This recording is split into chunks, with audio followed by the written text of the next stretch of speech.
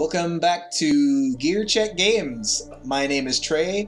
I am joined by Danjo and our guest Trent. Hello. Hi, I'm Danjo. Can't get rid of us, can you? We're all just following Samus around on this very important mission. Man, that's a cozy save room. Yeah. Oh, it really is. So now we need to ascend back up through Zeebs and collect a shit ton of treasure, so let's have fun. Zeebs? Really? Oh yeah, I'm doing... It's the All swarm. the true fans know it's pronounced Zeebies. Yeah, didn't you watch the intro? It's clearly the planet Zebeth. Zebetas. God. That sounds like a brand of shoes. Zebeth. So for a bit of context, dear viewers, there's never really been quite a decision made by the community on how to pronounce this planet's name. Actually, Trent, if you've played the very canon Metroid Other M, they clearly pronounce it Zebus. I'm sorry, that was a spin-off, right? Come to think of it, That was canon. what was I even saying? The Prime games are not canon. So says the god, whoever made Metroid. Thanks, Inuma, or whoever that is. Yeah, the guy who made Metroid. I knew him. See, they got a bit ambitious after. They got a bit ambitious after Fusion, where the planet was just named SR388. Oh yeah. So Commit that to memory, kids. That's the name of the planet in 2 as well. right, it's the same planet, obviously. I'd love it if their logic was, well, kids can't mispronounce numbers.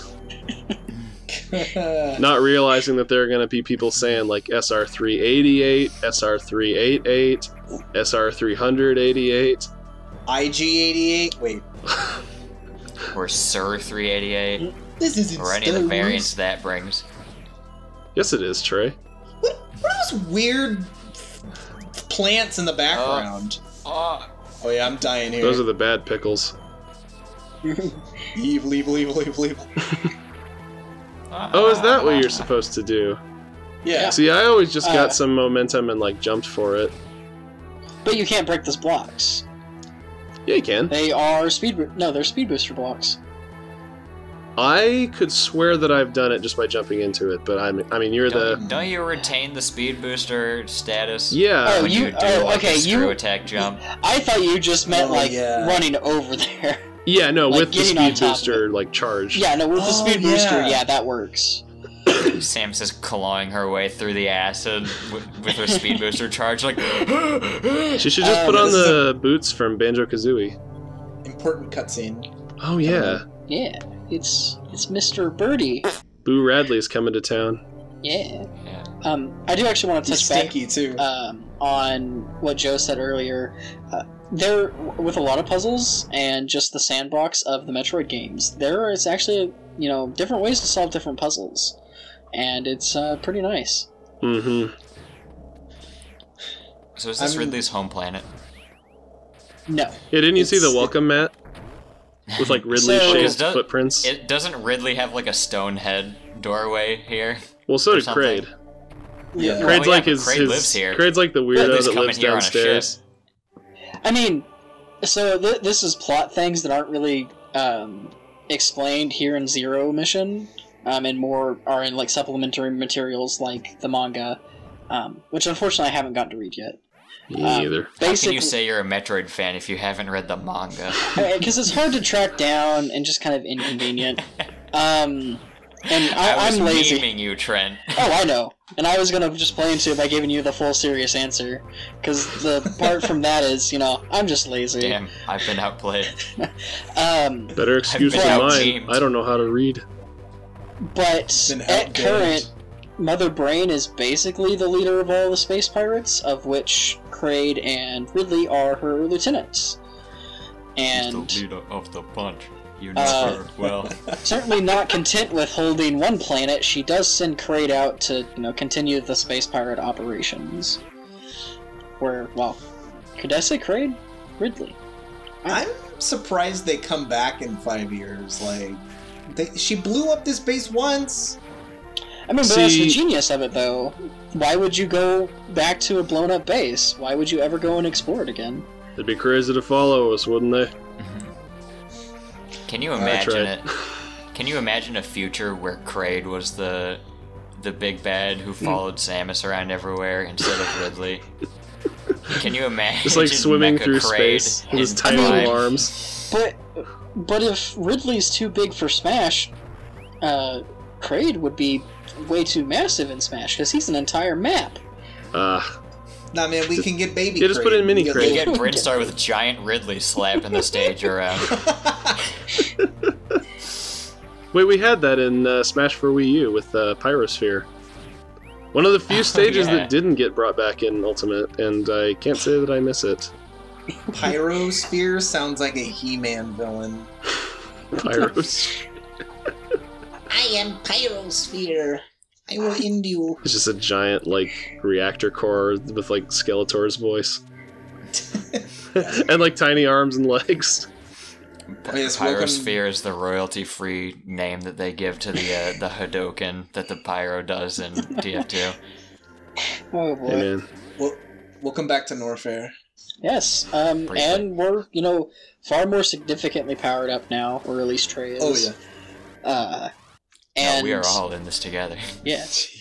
And, so, obviously, with that, we should be able to traverse much quicker, and so we just blow through walls now. Yeah. We get to see more of the eyeball rooms. Mm-hmm. Yeah, we can get a little deeper into Norfair now that we've got the speed booster. Yeah. I think, I'm supposed to be going for the high jump right now, right? Yeah, I think we're going for the high Yes. jump, because that's going to let us get the Varia suit back in Upper Brinstar. Oh, yeah, that's right. Fun fact... Samus is going for that high jump. She's got to impress those judges. Yeah. Fun fact, if you've ever wondered why the Varia suit is called that, Varia, as I understand it, is actually a misromanization of barrier. Oh, yeah! And now it's an iconic part of the character. Badia suit. Yeah. Although originally it didn't have the shoulder pads. Alright, well, Samus has her pump-ups now, so... Her Reeboks. She's got her pumped up kicks. I gotta go play basketball against the Monstars. I mean, with how high she can jump now, and she can just jump as the ball herself. I think she could take them on. But can she stretch her arm out to do a slam dunk? Only when she has the grapple beam. With the grapple, yeah. Which, unfortunately, does not find its place here in Zero Mission.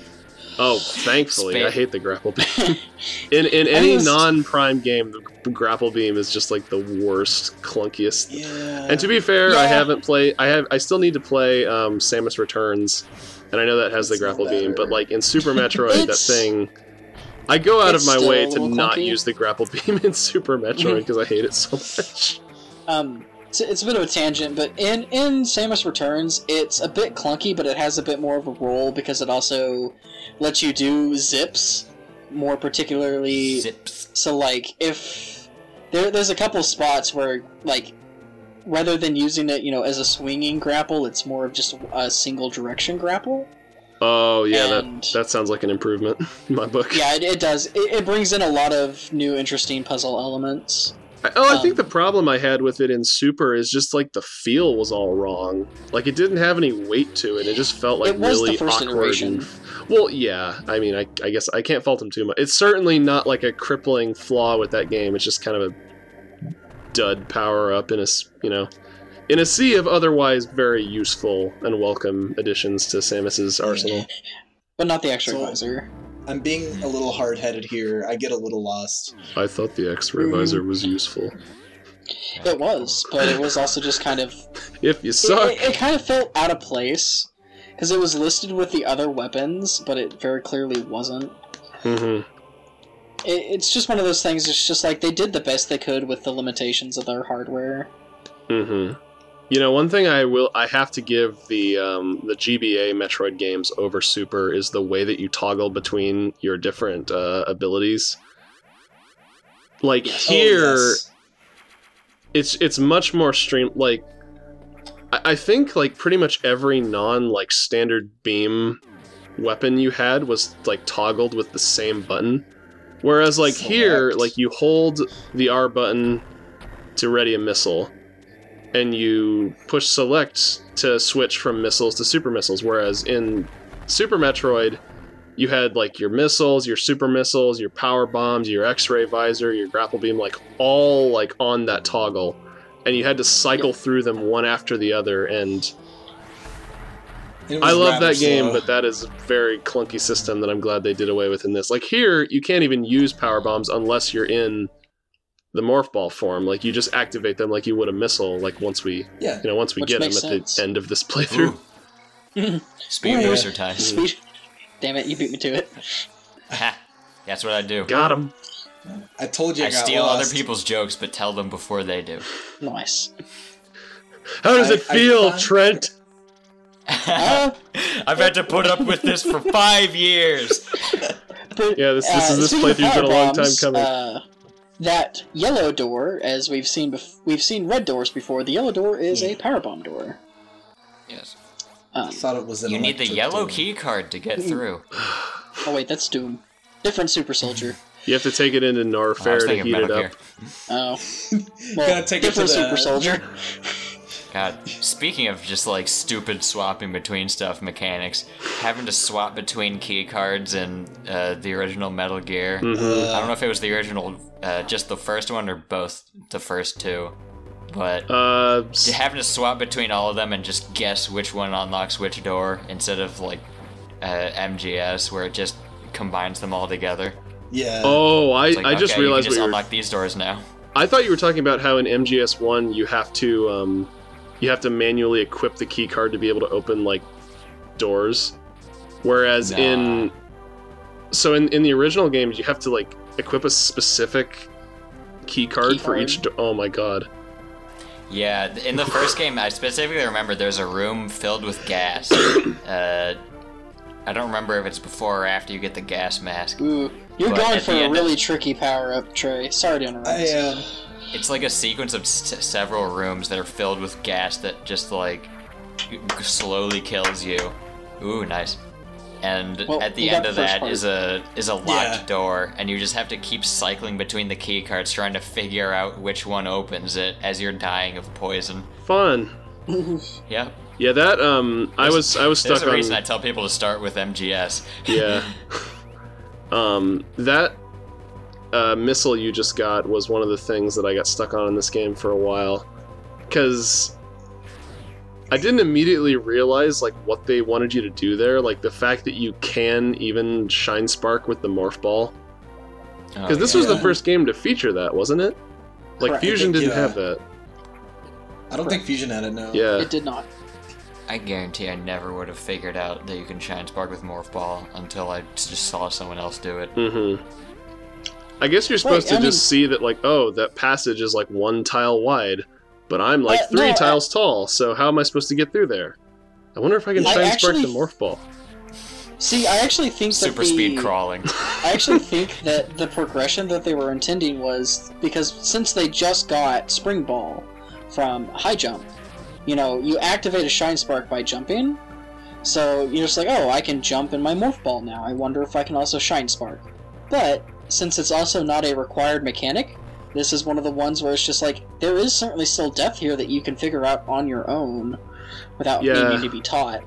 I guess that's like Zero Mission's version of the wall jump in Super. Yep. There is a follow-up pickup you can get in the corridor after that, but I'm not skilled enough to get it. Yeah. Oh yeah. Me either. So this is the room that we were saying we could have gone through earlier. Mm-hmm.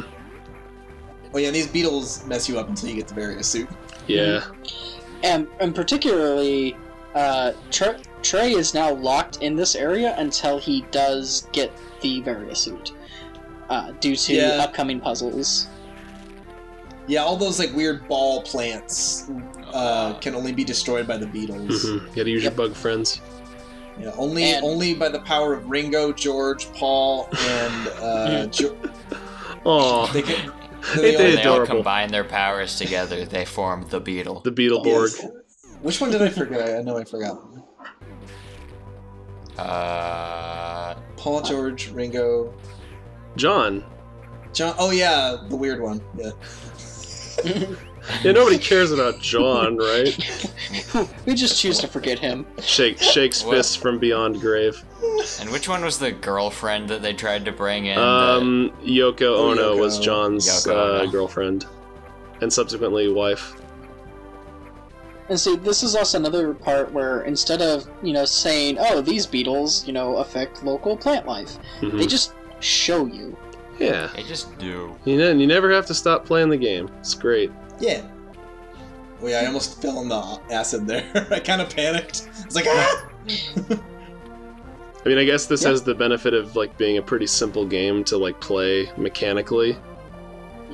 So they can use teaching methods like that, but doesn't take away for how awesome and streamlined it is. Are you ready for a makeover? Yay! One of, what has been easily tied with first of the most iconic power-ups of all of the entire Metroid series. Let's play some football! See, what most people don't know is that Varia is actually a misromanization of barrier. Dan. Because the suit acts as a barrier between you and the beetles. Dan, you're drunk. The heat thing is just kind of a side benefit. It's like the opposite of what the Beatles needed during Beatlemania, a barrier between themselves and the fans. So, as I mentioned, commonly one of the most iconic power-ups. This was actually from Metroid 2, where in that one, as you can tell, Samus just got a palette swap. In Metroid 2, there was no colors, so she got giant shoulder pads, and you don't actually get your giant shoulder pads until the redemption arc of Zero Mission. For the dapper purple gravity suit that will be donning towards the end of this adventure. Yeah. Samus runs into the space pirates and she's like, alright, it's time to break out the football pad. Pretty much. Especially the darker colored pirates. Those need to be tackled and then exterminated. Oh, those things are so hard to kill. I mean, until... And they're invincible to missiles too, aren't they? Correct. Yeah, you can only damage them with the beams. You can only damage them with Plasma Beam. If you somehow didn't get Plasma Beam up to that point through particularly ROM hacks, you actually can't damage them. Oh boy. That's an upgrade not to skip. You actually cannot skip it. In fact, I believe you already have it. Well, the part that gives you the Varia suit. Oh wait, no, it's one of the unknown items. Sorry, I forgot how that. Yeah. Yep. We were just talking about it. Particularly, it was actually the unknown item that Trey picked up in Kraid. Hence the icon that it had. The icons roughly correlate to what power-up it is. I guess I haven't been paying attention to the icons. Right, because it looks like the shoulder pads. See, I thought it just looked like a little stone turd. Or, not the shoulder pads, because that wouldn't be plasma. It's one of the things that I'm having a hard time remembering, because it is such a small detail, ultimately. So that's how you do it. She's been finding all these artifacts, but they're really just Chozo shit. They're just household appliances that she's put in her suit. That's what we call a fork. Sweet, a blender. Oh my god, she's the Little Mermaid. Oh god. So I have a puree machine now? Look at this stuff. Isn't it neat? I can't read Chozo. Ooh, getting a little intimate with that Chozo statue. She was trying to become one with her people. So now we gotta go back to Norfair? Back to Brinstar. Brinstar. I like how the Chozo art is just wholesale lifted from Egypt. Right. They use the little cane thing and the... Are Chozos just Egyptians? Yeah, 2D Metroid is a lot more shorthandy visually than the Prime series is, I find. And I think that works because, most of these games were sprite-based and they had to convey as much information as possible with, as little detail as they were given. Especially since the resolution of the Game Boy screen is incredibly low. Yeah. Oh, yeah. Whereas with Prime, you have the benefit of, all that logbook text to explain things. I mean, even with, explaining through logbook text, the Prime games were still extremely formidable in their, storytelling through world building. Mm-hmm. Everything makes sense and looks incredible. So, the Chozo Ruins, very obviously something from a significantly, technologically significant, race, but also mixed with the high tech that they had, showing that, they certainly appreciate the simpler architecture, but can do some significant things. Mm-hmm. Or that opening on the Orpheon, like, even if you don't scan a single thing, like, you still get, like... You know what's going on there. Yeah, the pirates are doing something incredibly sus. Uh-huh, because they're dead, and they're everywhere. As pirates do. Mm-hmm. Yes. Everything they do just seems to get them killed. They do die. I mean, I don't think that normal pirates are doing, biological experimentation with effectively space aids. Space ape or space aids? AIDS. Space apes. Oh, is that how you interpret the phase-on? I mean, not directly, but I just wanted something that had significance, and my vocabulary is a little low. I'd say it's a little more like rabies, honestly. Yes. Just makes things like hyper-aggressive and... Going back to our original theory, the space pirates actually, they found a copy of Space Jam floating out in space, and they all watched it together on the group projector, and they saw the part where Bugs Bunny and the gang drank the mysterious drink that gave them superpowers. What could it be? And they were like, yeah, we need some of that. Oh my God. And then they found Phazon. This is it! I'm just laughing at the idea of these, like, technologically advanced space pirates watching a movie on, like, a projector. and folding chairs, like it... The space pirates really... So, anytime that they called space pirates, like, scientists, like, the space pirate culture didn't really have scientists as we would think today. It was more, like, just... their mechanics, almost, like people that could understand these things but not necessarily create new things. Almost all of the space pirates technology was, pirated from the Federation. Yeah, or the Chozo. That's kind of like the Covenant in Halo. Yes, yeah. And it's... I really thought it was a pretty interesting balance, because you can see where they're trying to adapt technologies, more or less through trial and error. Case in point, the infamous, we tried to, create a morph ball suit, and it killed a bunch of pirates. Maybe we should stop. Oops! Hey man, those are forbidden tubes. Only the hunter can go there. Tubes! Well, the pirates... watch their movies on a tube TV. As we'll see in... I was going to go there anyway, but you guys just naturally found your way to tubes. So it's just like, alright. Yeah, as Samus does. As we'll see in the final chapter of this game, the space pirates have one crucial advantage over a Variasuit-clad Samus. The ability to crawl. Yes. Oof. So... I'm imagining Samus just, like, wearing the suit for the first time and trying to crawl. Like, she just kind of stands there and just falls over forward. Oh, God. And tries to just, like... She's just, like, straight out with her arms to her sides, trying to push herself with her toes. It's like swimming. There's just, like, scraping metal across the ground. Well, this isn't happening. There has to be a better way. Well, you look a little lost again, Trey. Yeah, I'm a bit lost. I didn't speed it up. I don't know why. I mean, how does that suit makes her like 8 foot tall, doesn't it? Not another That's another one of the things where it's just kind of not really well known because of how game development was at the time. None of this was ever really set in canonical stone. What you're thinking of was a description in, I believe it was one of the Nintendo Powers at the time from Super, or it might even been the manual, where it describes Samus as being like 8 foot in the suit, shoulder pads included. Oh my god! And it's something they never referenced again. Most people hold it as canonical because the only other time that it was ever, like, you know, ever in question because they put Samus up next to a bunch of other people was, you know, Other M, the game that, if you guys haven't been able to figure out from our commentary thus far, is not held in high regards. Which is a nice way, it's a charitable way of saying it's hot garbage. What do you mean? It's a Metroid game, it has to be good. Yeah, it basically subverted everything that fans enjoyed about the Metroid games in lieu of... And not in a good way. Yeah. In lieu of basically just delivering what the director wanted and had vision for the game.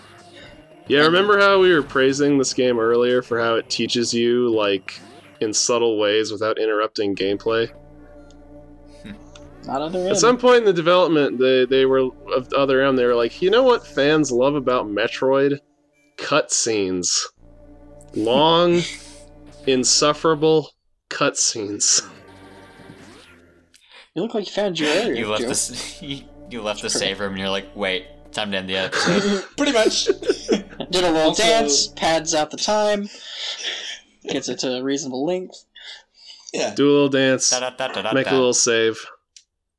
Good night, everybody. Good night, everyone. So what's wrong with taking the back street? Bye, everybody.